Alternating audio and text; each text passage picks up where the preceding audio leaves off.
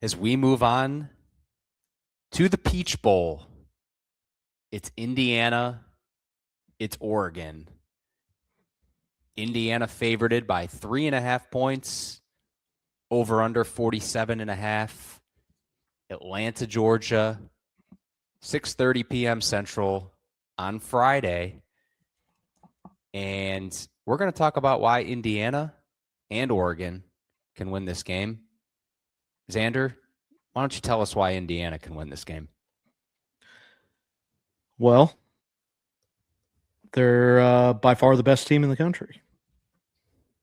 They've already beaten and they handled Oregon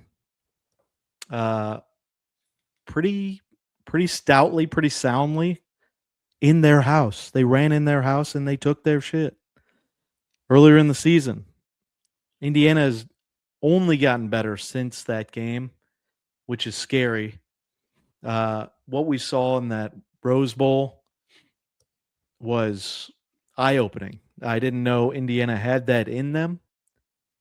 You know, we look at this Indiana team, they are just clicking on all cylinders when it comes to any sort of defensive aspects. In the last 3 games, no, in the last 4 games, dating back to the regular season, 3-10, 3-7, 24-10, 6, 13. This defense is not getting enough credit where it's due. Now, Daly out does hurt. You're going to get a team that is more sound in the run game by far than Alabama. So the only benefit is that you've already faced this team to not be completely caught off guard in that aspect.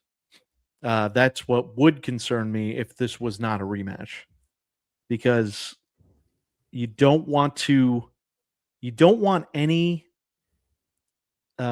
confidence turning into arrogance here when we still have 8 quarters left before anyone lifts a trophy. Sure. So, you know, it only takes 1 game. So I don't see this being, you know, let's just kind of break down into the stats of last game. So on the road, 4 sacks generated by Indiana, 6 tackles for a loss. They turned Oregon over twice, won the turnover differential. You know, they were able to hold Oregon to 270 yards of offense, which I think is extremely impressive. And when we look at this, what do you want to call it, strengths of Indiana, it's keeping you behind the chains and early down plays on defense. And then it's also being able to get ahead of the chains on the ground and beat you physically throughout the game. You know, they have the capabilities to turn it up, but as we saw with games like Iowa and Penn State, more physical teams, and Ohio State, they can sit there and go blow for blow with you. I think we just kind of did a little foreshadowing ahead of all these segments. Old man versus young man. I think there's just too much old man strength. I'm laying the points with Indiana. I think they end up stretching it late to a 10-point win. Absolutely. Why can Oregon win this game? Why will Oregon win this game? Well, we'll start with the signal caller, Dante Moore, 3,200 yards, 28 touchdowns, a QBR of 79 on the season, which is 13th in the nation. So although Moore might not be as spectacular as maybe a Mendoza for Indiana, he's still a damn good quarterback. This Oregon rushing attack, just on the season as a whole, this is a team that ran for almost 3,000 yards as a team at 5.5 yards per carry. So this is a squad that wants to be physical and wants to run the ball. Now, you look at a game like last week when they played Texas Tech, and you'll see some alarming numbers when you look at the statistics. I mean, your eyes also told you the story, but this Oregon running game could not get going at all. their two best running backs, Jordan Davison and Noah Whittington, held to 2.8 and 2.4 yards per carry, respectively. So Texas Tech completely shut them down. I think that's good news for an Oregon fan if you're looking from the optimistic view, because Dan Lanning, very good motivator, very good teacher.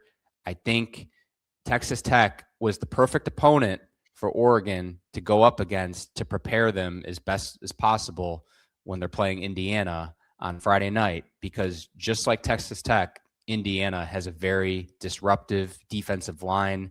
They rank third in the nation in rushing yards allowed per game. Texas Tech actually ranks first in the nation in rushing yards allowed per game.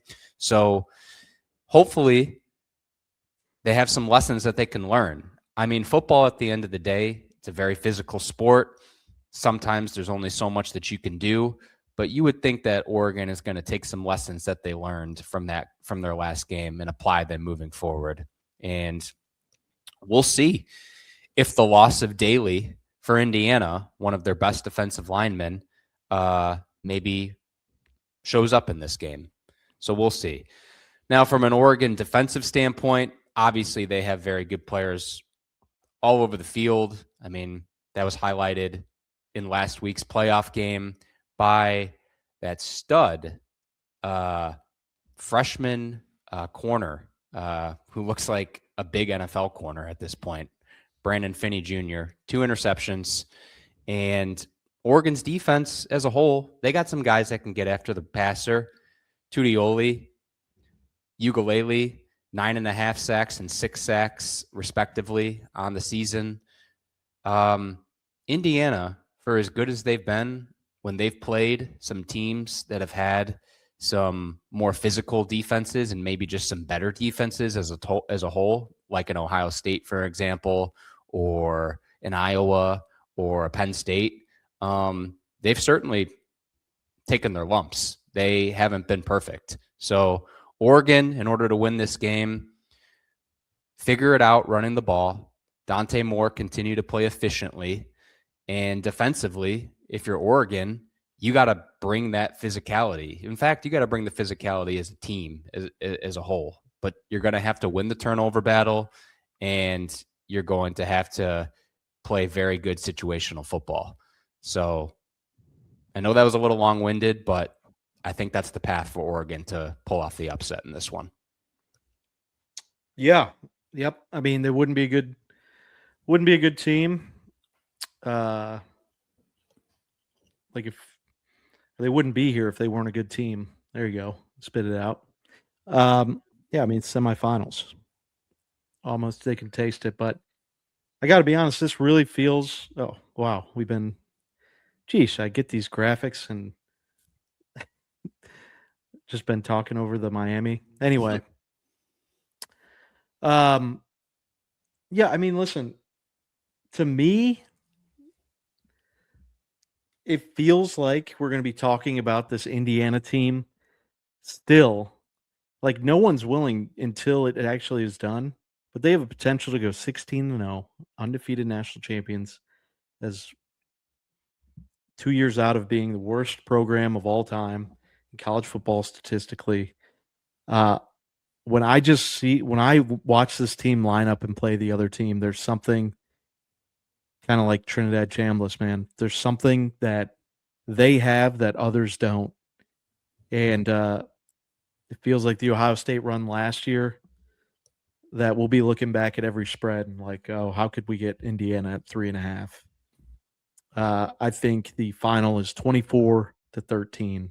Indiana, that total seems high, 47. I was going to say we like the fast turf ideology, but as we saw in the Big Ten Championship, 13-10 final in the Dome, that Indiana can play indoors and not get in a track meet.